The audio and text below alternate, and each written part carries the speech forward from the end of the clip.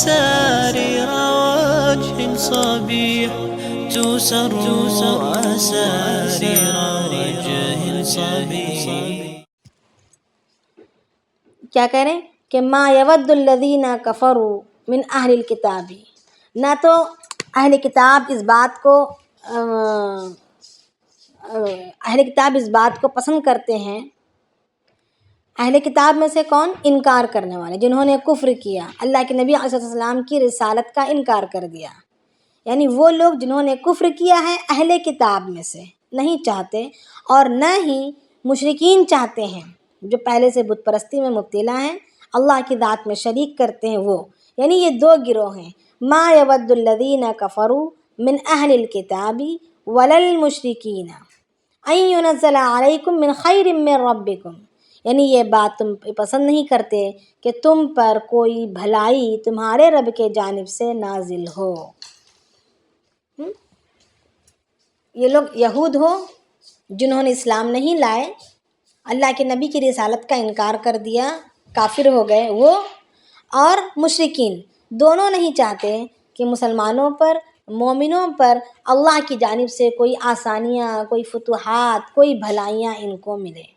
دل میں یہ لوگ حسد رکھتے ہیں. واللہ یختص برحمتہ من یشاء واللہ ذو الفضل العظیم. آگے اللہ رب العالمین فرما رہے ہیں کہ اللہ تعالیٰ اپنی رحمت کو جس کسی پر بھی چاہے خاص کر لیتا ہے. یہ نسب یا رشتہ یا رنگ یا شہریت دیکھ کر اللہ رب العالمین اپنی رحمت کو خاص طور پر متوجہ نہیں کرواتے، بلکہ اللہ پاک جس کو چاہتے ہیں اپنی رحمت کے لیے خاص کر لیتے ہیں. واللہ ذو الفضل العظیم، اور اللہ تعالیٰ بڑے فضل والے، بہت ہی بڑے فضل والے ہیں.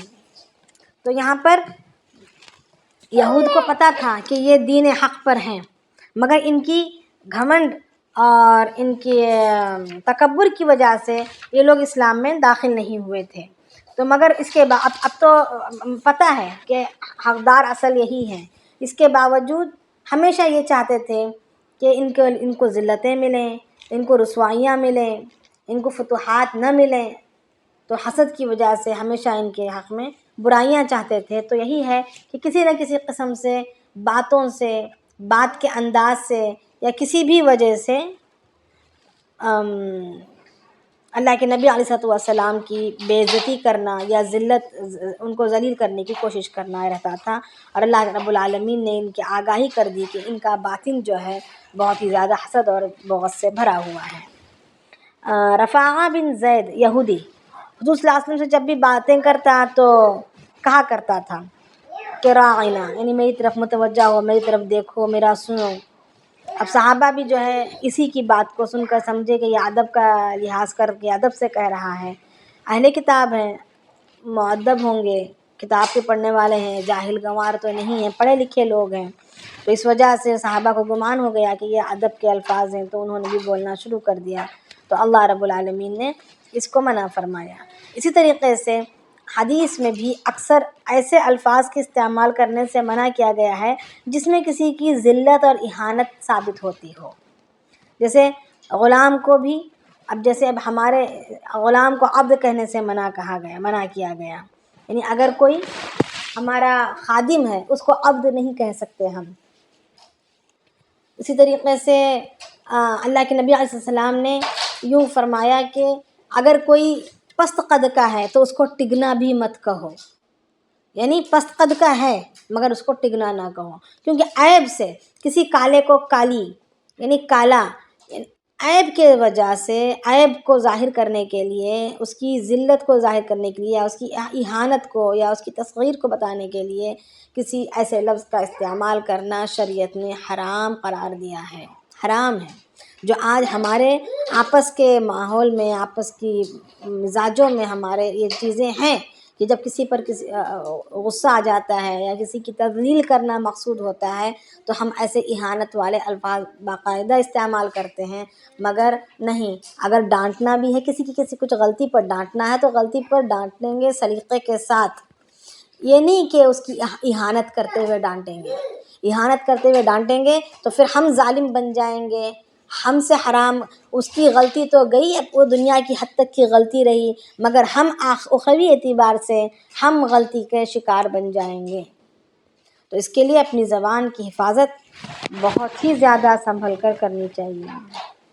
آگے اللہ رب العالمین فرما رہے ہیں ما ننسخ من آیت او ننسیها نأتی بخیر منها او مثلها، یعنی اللہ رب العالمین یہاں پر یہ فرما رہے ہیں کہ ہم کسی آیت کو ناسخ نہیں کرتے یا کسی اور آیت کو اس سے بہتر ہم اسی وقت لاتے ہیں، یعنی ہم آیت کو ناسخ نہیں کرتے یا بھلا نہیں دیتے اس وقت تک جب تک کہ کسی اس سے بہتر آیت کو نہ لے آئیں یا اسی کی مثل آیت کو نہ لے آئیں۔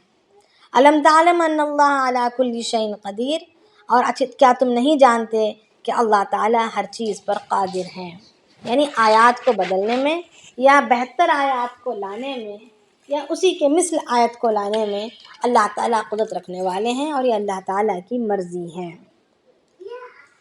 تو ابن عباس رضی اللہ عنہ فرماتے ہیں کہ نسخ کے معنی ہیں مٹا دینا، مٹا دینا، کسی چیز کو مٹا دینا۔ کبھی وہ معنوی اعتبار سے مٹ جاتا ہے، کبھی لکھاہٹ سے بھی مٹ جاتا، لکھنا باقی رہتا ہے، حکم بدل جاتا ہے، یا حکم باقی رہتا ہے، لکھنا مٹ جاتا ہے۔ اس طریقے سے کئی چیزیں قرآن شریف میں ہوئی ہیں، یعنی کئی آیات منسوخ کی گئی ہیں، کئی آیات ناسخ ہیں، یعنی احکامات ناسخ ہیں مگر آیت منسوخ ہو گئی، یعنی ان کی تلاوت ختم کر دی گئی۔ کچھ آیات ایسے ہیں کہ تلاوت باقی ہے مگر حکم منسوخ کر دیا گیا۔ اب اس قسم کی جب یہ چیزیں ہوتی تھی تو اللہ کے نبی یہود نے مذاق اڑانے لگے کہ ان کا کیسا قرآن ہے، یہ کیسا اللہ کا کلام ہے کہ کبھی آیات کچھ نازل ہوتی ہیں کبھی ہٹا دی جاتی ہیں، یہ کیسے اللہ کا کلام ہے؟ تو اس پر اللہ رب العالمین نے یہ آیت نازل فرمائی کہ ما ننسخ من آیت او ننسیها نأتی بخیر منها او مثلها الم تعلم ان اللہ علی کل شیء قدیر، تو نہیں جانتا کہ اللہ تعالیٰ ہر چیز پر قدرت رکھنے والے ہیں۔ تو اصل میں جیسے زانی مرد، اگر شادی شدہ مرد اگر زنا کرے تو شریعت میں حکم دیا گیا ہے کہ اس کو سنسار کر دیا جائے گا۔ پہلے یہ آیات قرآن شریف میں موجود تھے، جیسے الشیخ والشیخۃ اذا زانیا فرجموها، تو آیت موجود تھی مگر وہ آیت کی تلاوت سے منع کر دیا گیا، حکم کو باقی رکھا گیا۔ اسی طریقے سے کئی آیات، جیسے پہلے جو ہے اگر کوئی عورت کا شوہر مر جائے تو اس کی عدت کی مدت جو ہے 1 سال ہوا کرتی تھی، آیت قرآن شریف میں موجود ہے، مگر اس کے بعد اللہ رب العالمین اس سے بہتر شکل، اس سے آسانی والی آیت لے آئے کہ 4 مہینہ 10 دن عورت عدت میں بیٹھے گی۔ یعنی اللہ رب العالمین نے کبھی آسانیاں پیدا کی ہیں، کبھی کسی بات میں شدت پیدا کی ہے، کبھی اسی بہتر صورت لے آئے ہیں۔ اس طریقے سے موقعوں کے لحاظ سے، زمانے کے اعتبار سے، شروع اسلام کے دور کے مواقع الگ تھے، اس وقت کا ایک ماحول الگ تھا، پھر بعد جب اسلام عروج پر آنے لگا، اسلام پھیلنے لگا اور لوگوں کے اندر اسلام ایک فطرت بننے لگی، اس وقت کے پھر ماحول اور مزاج الگ ہو گئے۔ اس اعتبار سے اللہ رب العالمین نے قرآن شریف کی آیات میں ناسخ اور منسوخ کو رکھا ہے، اور یہ بات صرف ہماری ہی امت میں، ہماری ہی شریعت میں نہیں بلکہ پچھلی شریعتوں میں بھی یہ بات ہوتی رہی ہے۔ جیسے جب یہودیوں نے جب بچڑے کا پوجا کرنے لگے تو اللہ رب العالمین نے حکم دیا کہ ایک دوسرے کو قتل کریں، پھر اس کے بعد توبہ استغفار، اور کچھ بچ گئے۔ جب موسیٰ علیہ السلام اور ان کے ایمان والے جب اللہ رب العالمین سے گرہ گزاری کرنے لگے تو تقریباً 70,000 لوگ تو مر چکے، پھر اس کے بعد کچھ 70 بچے تھے، توبہ استغفار سے ان کی معافی بھی ہو گئی، یعنی بعد میں وہ حکم منسوخ کر دیا گیا۔ اسی طریقے سے کئی چیزیں موجود ہیں۔ ابراہیم علیہ السلام کو اللہ رب العالمین نے حکم دیا اپنے بیٹے اسماعیل کو ذبح کرنے کا، مگر جب وہ کرنے کے لیے چل پڑے اور آخری حد تک کر گزرنے کی کوشش کی اور کر گزرنے کو چلے تو اللہ رب العالمین نے حکم کو منسوخ کر دیا اور اس کی جگہ دمبے کو ذبح کروا دیا۔ یعنی اس طریقے سے اللہ رب العالمین اس سے بہتر شکل، اس سے بہتر صورت پچھلی نبیوں میں بھی لے آئے ہیں۔ یہ بات نہیں کہ یہ اسی امت میں یہ چیز ہو رہی ہے۔ یہ سب کچھ جانتے ہوئے بھی یہودیوں کا کہنا کہ اس میں تو بہت سارے احکام ناسخ ہو رہے ہیں، منسوخ ہو رہے ہیں، یہ کیا بتایا؟ یہ صرف اور صرف ان کے تکبر اور ایک جھٹلانے کی جو ضد ہے ان کے اندر، اس کی وجہ سے ان لوگوں کی یہ حرکتیں ہیں۔ تو آگے اللہ رب العالمین فرما رہے الم تعلم ان اللہ لہ ملک السماوات والارض، کیا نہیں جانتے کہ اللہ تعالیٰ ہی کے لیے ہے بادشاہت آسمانوں اور زمین کی، وما لکم من دون اللہ من ولی ولا نصیر، اور اللہ تعالیٰ کے علاوہ تمہارا کوئی ولی یا دوست اور مددگار نہیں ہے۔ یعنی اگر تمہیں متوجہ ہونا ہے، پکڑنا ہے، اللہ ہی کو پکڑنا ہے، اللہ ہی کی رسی کو پکڑنا ہے، اس سے بڑھ کر کوئی دوست اور کوئی مددگار تمہارا ہو نہیں سکتا۔ اللہ پر نکیر کرتے ہوئے تم دور نہیں ہو سکتے۔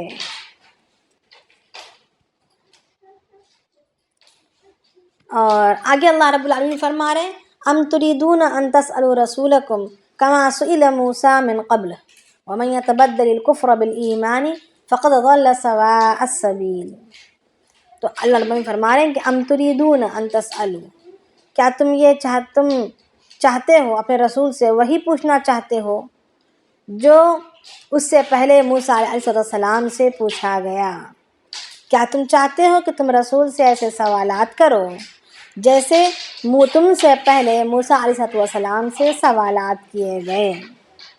وَمَن يَتَبَدَّلِ الْكُفْرَ بِالْإِيمَانِ، اور جو کوئی تبدیل کرے ایمان لانے کے بعد اپنے آپ کو کفر سے، فَقَدْ ضَلَّ سَوَاءَ السَّبِيلِ، تحقیق اس بات کی تحقیق ہے کہ وہ ایک برے راستے کی طرف بھٹک گیا ہے، راستے سے بھٹک گیا ہے۔ ضَلَّ سَوَاءَ السَّبِيلِ یعنی برے راستے کی طرف بھٹک چکا ہے۔ اب یہاں پر یہ احکامات نازل ہو رہے ہیں کہ یہ حکم دیا جا رہا ہے کہ اللہ کے نبی علیہ السلام سے بیجا سوالات نہ کرو۔ بیجا سوالات یعنی اب اللہ کے نبی علیہ السلام اپنے ذہن میں کوئی سوال آ گیا اور اس کو پوچھنے بیٹھ گئے، ایسی حرکتیں نہ کرو، کیونکہ سوالات کے ذریعے سے ہی، بیجا سوالات کے ذریعے سے ہی موسیٰ علیہ السلام اور پچھلی نبیوں پر، جیسے موسیٰ علیہ السلام کی جو واقعات ظاہر ہیں، یہ لوگ جو ہے زیادہ مشقت میں آئے، زیادہ تکلیفوں میں آئے، زیادہ سختیوں میں پھنسے۔ جیسا ایک گائے کو ذبح کرنے کو کہا تو سوالات پر سوالات کرنے لگے، سختیوں پر میں مبتلا ہوئے اور دشواریوں کا سامنا کرنا پڑا۔ اسی طریقے سے ان کی عادت رہی کہ ہر وقت ہر گھڑی سوالات کا پٹیرا یہ کھول کر بیٹھ جاتے تھے۔ جیسے جب احکامات کو ماننے کو کہا تو کہا کہ اللہ رب العالمین کو ہم دیکھنا چاہتے ہیں، اللہ پاک ہمیں کیوں نہیں نظر آتا؟ تو پھر اللہ رب العالمین نے ایک ایسی چیخ کے ذریعے سے انہیں ہلاک کر دیا، ہے نا۔ تو واقعات ہمارے سامنے ہیں، تو اسی وجہ سے اللہ رب العالمین اسی کو مثال دیتے، اسی طرف اشارہ کرتے ہوئے کہہ رہے ہیں کہ تم زیادہ سوالات نہ کرو۔ صحابہ جب بھی کوئی دل میں بات آتی تو پوچھنے نکل جاتے، تو اللہ رب العالمین نے اس کو منع فرمایا۔ حدیث شریف میں آتا ہے کہ نبی صلی اللہ علیہ وسلم فرماتے ہیں کہ فضول بکواس اور اللہ کے نبی صلی اللہ علیہ وسلم فضول باتوں سے اور فضول خرچی سے، یہ دو چیزوں سے سختی سے منع کرتے تھے۔ اللہ کے نبی صلی اللہ علیہ وسلم فضول باتوں کے کرنے سے اور فضول خرچی کے کرنے سے سختی سے منع کیا کرتے تھے۔ اور اللہ کے نبی صلی اللہ علیہ وسلم کے پاس ایک صحابی آئے اور انہوں نے اللہ کے نبی صلی اللہ علیہ وسلم جب حج فرض ہوا اور اللہ کے نبی صلی اللہ علیہ وسلم نے یہ حکم دیا کہ تم پر حج فرض کر دیا گیا ہے اور تم جو ہے سال میں ذی الحجہ کے دنوں میں، پہلی ذی الحجہ سے لے کر یعنی 8 ذی الحجہ سے لے کر 10 ذی الحجہ تک تم پر حج فرض ہے۔ تو ایک صحابی نے سوال کیا کہ یا رسول اللہ ہر سال حج فرض ہے؟ تو اللہ کے نبی صلی اللہ علیہ وسلم خاموش ہو گئے۔ پھر انہوں نے دوبارہ پوچھا کہ یا رسول اللہ کہ ہم پر ہر سال حج فرض ہے؟ تو اللہ کے نبی صلی اللہ علیہ وسلم نے خاموش رہے۔ تیسری بار بھی جب پوچھا تو اللہ کے نبی صلی اللہ علیہ وسلم نے فرمایا کہ نہیں، اور یوں کہا کہ اگر میں ہاں کہہ دیتا تو تم پر ہر سال حج فرض کر دیا جاتا اور تمہارے پاس اس کی طاقت نہیں رہتی اور تم اس حکم کو بجا نہیں لائے ہوتے، نہیں لا سکتے تھے۔ یعنی حج ایک اب پوری دنیا سے نکل کر آنا ہے، دنیا کے کسی بھی کونے میں مسلمان ہو پھر اس کو آنا پڑا ہوتا۔ اب کبھی حالات ساتھ دیتے ہیں، کبھی صحت ساتھ دیتی ہے، کبھی مالی کیفیات الگ ہوتی ہیں، تو اگر حج فرض ہو جاتا تو پھر مشقت میں پڑ جاتے ہیں۔ تو اسی طریقے سے اللہ کے نبی علیہ السلام اللہ رب العالمین نے بیجا سوالات سے منع فرمایا اور یوں کہا کہ مجھے ڈر ہے کہ تمہارے بیجا سوالات کی وجہ سے تم لوگ مشقت میں نہ پڑ جاؤ۔ تو صحابہ جو ہے اس آیت کے بعد اتنی احتیاط کرتے کہ ان پوری زندگی میں صحابہ نے صرف 12 سوالات کیے ہیں، جس کو اللہ رب العالمین نے اپنے پاک کلام میں سوالات کے ساتھ جوابات کو بھی درج کیا ہے۔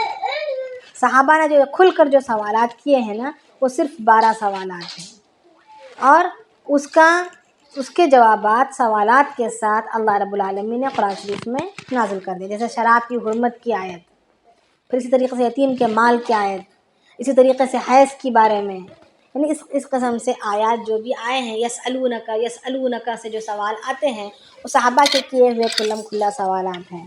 اس کے علاوہ صحابہ یہ چاہتے رہتے، ہمیشہ اس چیز کے انتظار میں رہتے کہ کوئی دیہاتی آ جائے، کوئی ان پڑھ گنوار آ جائے اور آ کر وہ سوالات کرے تاکہ اس کو دینے والے جوابات ہم بھی سن لیں اور ہم بھی جان لیں، کیونکہ اب یہ لوگ اللہ کے نبی صلی اللہ علیہ وسلم کے ساتھ رہ رہے ہیں، صحبت میں ہیں، ان کو ادب کا لحاظ ہے، اللہ کے احکامات کی پرواہ کرنا ہے۔ اب کوئی بدوی آ جائے گا تو وہ جانتا نہیں ہوگا، وہ سوال کرے گا تو مسئلہ نہیں پیدا ہوگا کیونکہ وہ جانتا نہیں ہے۔ تو اس طریقے سے صحابہ اس انتظار میں رہا کرتے تھے۔ کہ فضول خرچی سے مراد ضرورت سے آگے، ضرورت پر تو خرچ کرنا ہے، اگر ضرورت پر خرچ نہیں کریں گے تو وہ بخل کہا جائے گا اور بخیل انسان سیدھے جہنم میں پہنچایا جائے گا۔ تو ضرورت کو پر خرچ کرنا ضروری ہے۔ بخل نام کا ایک درخت ہے جس کا تنا، جس کی جڑیں جہنم میں ہیں اور اس کی شاخیں دنیا میں لٹک رہی ہیں۔ اگر کوئی انسان بخل سے کام لیتا ہے، کنجوسی کرتا ہے، اپنی ضرورتوں کو بھی مارتا ہے تو پھر ضرورتیں پورا نہیں کرتا، خود کی بھی اور ان کی بھی جن کی ذمہ داری اس کے کندھے پر ہے، ان کی بھی ضرورتوں کو مارتا ہے تو اللہ رب العالمین اس کو سیدھے جہنم میں داخل کریں گے۔ اور سخاوت نام کا درخت ہے جس کی تنا اور جس کی جڑیں جنت میں ہیں۔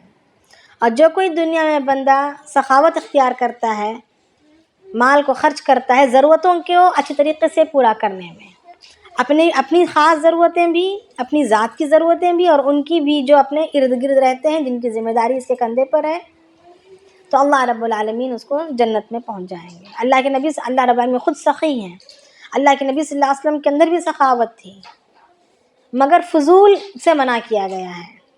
فضول وہ کہ ضرورت نہیں ہے، اس کے باوجود کر رہے ہیں۔ فلانی کے پاس اچھا لباس ہے، وہ لباس بہت اچھا ہے تو مجھے بھی لینا ہے۔ محفلوں میں جانے کے لیے میرے پاس صرف 2 ہی کپڑے ہیں یا 4 ہی کپڑے ہیں، یا جو بھی کپڑے ہیں میں کئی دفعہ پہن چکی ہوں، اب مجھے دوبارہ پہننا نہیں ہے۔ ہر محفل کے لیے مجھے ہر محفل کے لیے نیا کپڑا چاہیے، ہر محفل کے لیے مجھے نئے زیورات چاہیے۔ یہ کیا ہے؟ یہ فضولیات میں داخل ہے۔ اس کا پھر کل قیامت میں اللہ رب العالمین کو حساب دینا پڑے گا۔ ضرورتوں کے پورا کرنے پر اللہ کو جب حساب دینا ہے تو فضولیات کو پورا کرنے پر حساب کیا نہیں دینے لگے گا؟ تو اللہ کے نبی علیہ السلام سختی سے، فضول خرچی سے منع فرمایا کرتے تھے اور فضول باتوں سے بھی منع فرمایا کرتے تھے۔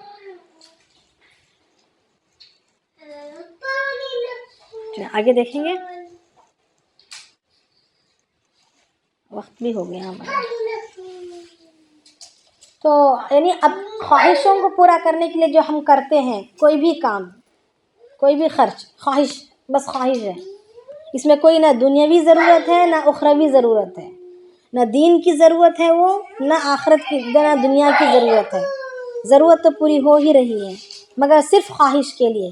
اگر کوئی چیز عمل کیا جا رہا ہو، کوئی چیز خریدی جا رہی ہو، یا کوئی چیز گھر میں سجائی جا رہی ہو، یا کوئی چیز جسم پر پہنی جا رہی ہو، یا کھائی جا رہی ہو، جو بھی ہو تو وہ فضول میں شمار ہو جائے گا.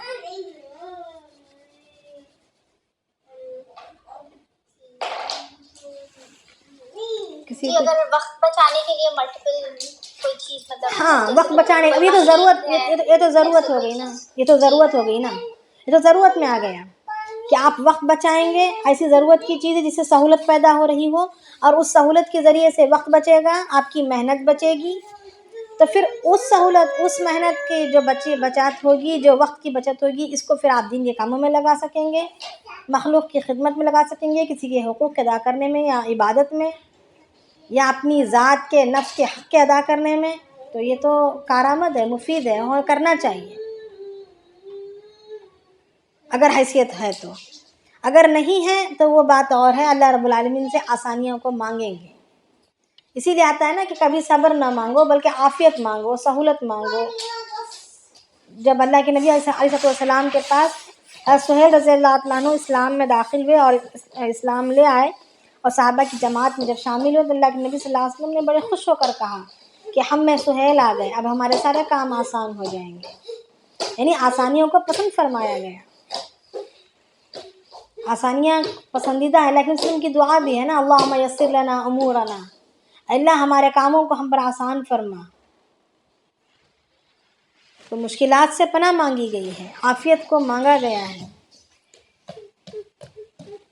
جی جو کام والے گھر میں آتے ہیں ان کا پردہ ہم پر ہے نا، پردے کی جی جی جی حفاظت. ہاں، اگر نہیں کر سکے تو وہ ٹائم پہ اجنبی موجود ہے، ان کو بڑا دوپٹہ اوڑھ لیں. اگر وہ مسلمان ہیں تو انہیں ایک بڑا دوپٹہ اڑوا دینا ہے، کہ بڑا دوپٹہ اوڑھ کے اچھے سے ڈھکائے ہو کر وہ کریں گے. یہ نہیں کہ اپنے جسم کی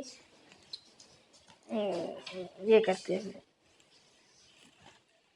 اور ان کو تاکید جی. اچھا گھر میں جیسے شو پیس رکھنا وہ بھی فضول خرچی میں آ جاتا ہے. جی جی سجاوٹ. ہاں ہاں، فضول سجا، یعنی ایک مکان ابھی حرام میں تو نہیں آئے گا اگر وہ تصویر والا نہیں ہے، اس میں کوئی جاندار کی تصویر نہیں ہے تو حرام تو نہیں ہوگا، مگر فضول میں آ جائے گا. اگر کوئی ایسا ہو، اگر کوئی درخت پودے لگا رہے ہیں، انڈور پلانٹس ہیں، اب یہ جو ہے ایک طرح کا سجاوٹ کا بھی کام دیں گے، دوسرا ہماری صحت کا بھی کام دیں گے. کوئی ایسی چیز تلاشنا ہے جس سے ہماری صحت بھی بنے، اچھا بھی لگے، خوبصورت بھی لگے. کیونکہ خود اللہ تعالیٰ نے دنیا کو بڑا خوبصورت بنایا ہے، اللہ تعالیٰ کو پسند ہے خوبصورتی. تو مگر خوبصورت بھی ہو، فضول نہ ہو، اس میں وہ بے ضرورت نہ ہو، بے فائدہ نہ ہو، اس میں کچھ نہ کچھ فائدہ ضرور ہو.